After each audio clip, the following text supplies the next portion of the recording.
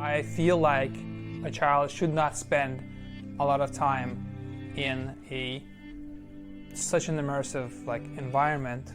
Virtual reality is disrupting our culture, from communication to entertainment to the way we understand our world. But there's one question both experts and parents are asking: is virtual reality safe for children? It's an attitude we have in our society that innovation is good in itself, that technical innovation is something that ought to be almost uncritically adopted.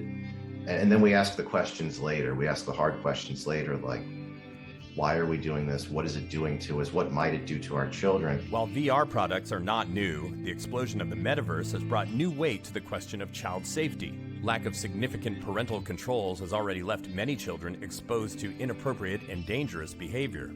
Parents have to ask themselves serious questions about whether or not VR, in which the violence, the potential harms are more deeply felt than ever before, whether or not that's the right environment for their kids to be spending long periods of time in. But more fundamentally, whether or not they trust them in completely unregulated VR chat environments. The Center for Countering Digital Hate, a nonprofit working to combat online hate and misinformation, has reported several instances of child abuse, harassment, and other violations on a popular virtual reality chat room service, VRChat. Any child that enters VR is going to be available to any predator that's using it, whether it's someone trying to get them to accept racial hatred, whether it is someone looking to groom them for child sexual exploitation.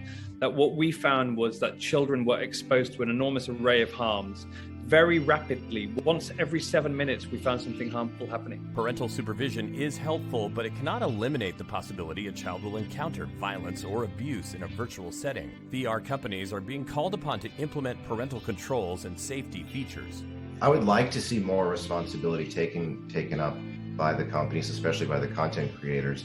There's talk about, it's called ethics washing now. It's a term that's thrown around where tech companies say, we care a lot about ethics. They say, let's talk about the ethics, but when it comes down to actual changes and regulations, we don't see it. While experts acknowledge a parallel between the growth of VR and popular social media platforms, they have also pointed out the dangers posed by virtual reality are entirely unique.